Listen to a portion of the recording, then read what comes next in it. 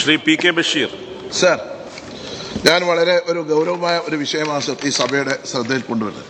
Sir, നമ്മളൊക്കെ വാഹനങ്ങൾ ഉപയോഗിക്കുന്ന ആളുകളാണ്. സർ, നമ്മളൊക്കെ വാഹനം ഉപയോഗിക്കാൻ ശ്രമിക്കുമ്പോൾ നമ്മുടെ മക്കളാണെങ്കിൽ, സഹോദരിമാരാണെങ്കിൽ, ഭാര്യമാരാണെങ്കിൽ, കുട്ടികളാണെങ്കിൽ ലൈസൻസിനും അപേക്ഷ കൊടുക്കും.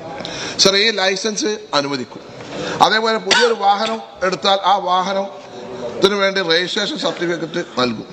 സർ, ഈ അടുത്ത കാലത്തായി നമ്മുടെ സംസ്ഥാനത്ത് RC ബുക്ക് നൽകുന്നില്ല, അതായത് രജിസ്ട്രേഷൻ സർട്ടിഫിക്കറ്റ്. അതേപോലെ ലൈസൻസ് നൽകുന്നില്ല. എവിടുക്കാ സർ ഇതിന്റെ പോക്ക്? സർ, 200 രൂപ RC ബുക്കിന് വാങ്ങുന്നു, 45 രൂപ പോസ്റ്റൽ ചാർജ് വാങ്ങുന്നു.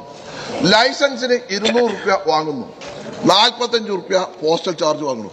ബഹുമാനപ്പെട്ട മന്ത്രിയെ ഞാൻ കുറ്റം പറയില്ല, അദ്ദേഹം വന്നിട്ട് ഒരു മാസം കഷ്ടിയാവുന്നുള്ളൂ.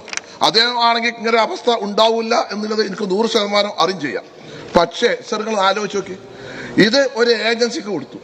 മുമ്പ് RC ബുക്ക് ലൈസൻസ് ഏത് ഓഫീസിലാണോ രജിസ്റ്റർ ചെയ്തെന്ന് വെച്ചാൽ അവിടുന്ന് കൊടുത്തിരുന്നു. ഇപ്പോഴാ അത് കേന്ദ്രീകൃതമാക്കി, നമ്മുടെ ലൈഫിന്റെ മാതിരി. ആ കേന്ദ്രീകൃത ആക്കിയതുകൊണ്ട് അവർക്ക് 9 കോടി to 10 കോടി രൂപ പണം കൊടുക്കാനുണ്ട്. അതുകൊണ്ട് അവർ RC ബുക്ക് കൊടുക്കണം. സർ, ഇതിന് ഏറ്റവും വലിയൊരു പ്രയാസം എന്താണെന്ന് വെച്ചാൽ സർ ഒന്ന് മനസ്സിലാക്കേണ്ടത്, സർ, നമ്മൾ അതല്ല സർ, ഇതൊരു ഗൗരവമായ വിഷയം. സർ, ഇത് ഒരു വണ്ടി നമ്മൾ സർ ഒരു സ്റ്റേറ്റ് അതിർത്തി ആണ് പോയി, ഒരു കർണാടകത്തിൽ, ഇപ്പോൾ ഉദാഹരണത്തിന് കാസർഗോഡോ അല്ലെങ്കിൽ കണ്ണൂരോ ഇല്ല ആളുകൾ ആണ് പോയി, അതിർത്തിയിലെത്തി കർണാടകക്കാരൻ ചെക്ക് ചെയ്താൽ RC ബുക്ക് നമ്മളെ കയ്യിൽ പ്രിന്റാ തരുന്നത്. സർ, RC ബുക്ക് ഇല്ലാത്തതിന്റെ പേരിൽ 10,000 15,000 രൂപ.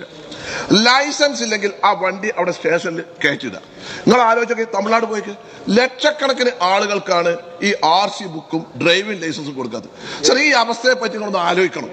ഒരു ഗവൺമെന്റ് നിങ്ങൾ നോക്കി 6-7 ലക്ഷം ആൾക്കാർക്കാണ് കിട്ടാനുള്ളത്.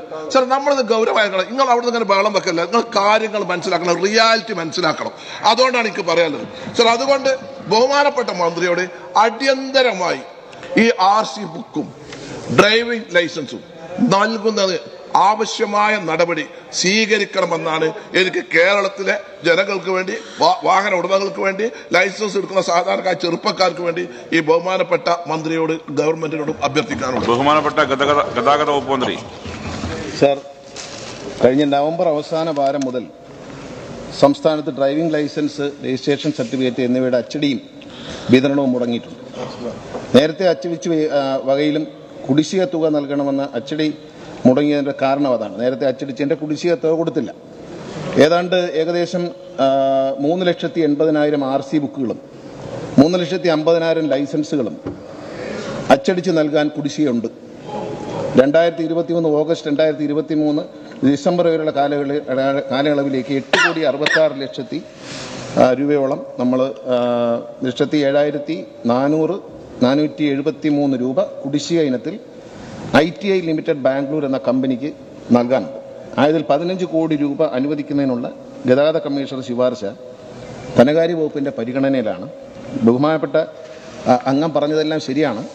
ഈ കാര്യങ്ങൾ വലിയ ബുദ്ധിമുട്ടുണ്ടാക്കുന്നുണ്ട്. കാരണം തമിഴ്നാട്ടിൽ പോയി ഒരു ഡോക്ടർ ഒരു ആക്സിഡന്റിൽ പെടുകയും ആ ഡോക്ടർ ആക്സിഡന്റിൽ ഒരാൾ മരിച്ചതിന്റെ പേരിൽ വലിയ വിഷയമായി. പിന്നെ നമ്മൾ പ്രത്യേകമായി എഴുതി കൊടുക്കേണ്ടി വന്നു.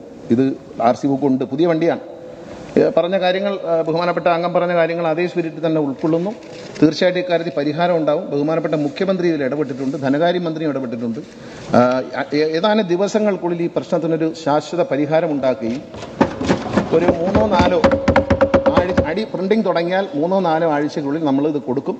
പിന്നെ നമ്മൾ ധനകാര്യ വകുപ്പിനെ ബുദ്ധിമുട്ടിക്കില്ല. ഇതിപ്പോൾ അടിച്ചു കഴിഞ്ഞാൽ, ഇപ്പോൾ ഈ പ്രശ്നം പരിഹരിച്ചാൽ അത് പ്രിന്റ് ചെയ്ത് കഴിഞ്ഞാൽ ബഹുമാനപ്പെട്ട അംഗം പറഞ്ഞൊരു വിഷയം വരും. തപാലുകാർ പറയും ഞങ്ങളുടെ പൈസ എന്ന് പറയും.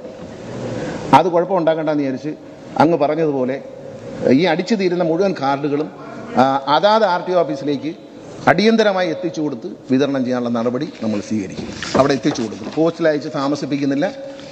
പ്രിന്റിംഗ് തുടങ്ങിയാൽ ഉടൻ തന്നെ അതാത് ദിവസങ്ങളിൽ എല്ലാ RTO ഓഫീസിലെയും സാധനങ്ങൾ എത്തുന്ന മുറയ്ക്ക് അവിടുന്ന് തന്നെ ഐഡന്റിറ്റി കാർഡ് കാണിക്കണം. അല്ല ഏജന്റ് ഒന്നും വന്നാൽ പറ്റില്ല, അതൊന്നും പറ്റില്ല. അവരെ ഐഡന്റിറ്റി കാർഡോ ആധാർ കാർഡോ കാണിച്ച്, അല്ലെങ്കിൽ ഓതറൈസ്ഡ് പേഴ്സൺ, ബ്ലഡ് റിലേഷനിലുള്ളവരോ ഭാര്യയോ മക്കളോ ആര് വന്നാലും കൊടുക്കാനുള്ള ഏർപ്പാട് ചെയ്യും. പ്രിന്റ് ചെയ്ത് തുടങ്ങിയാൽ അങ്ങ് പറഞ്ഞതുപോലെ RTO ഓഫീസിൽ തന്നെ തരും.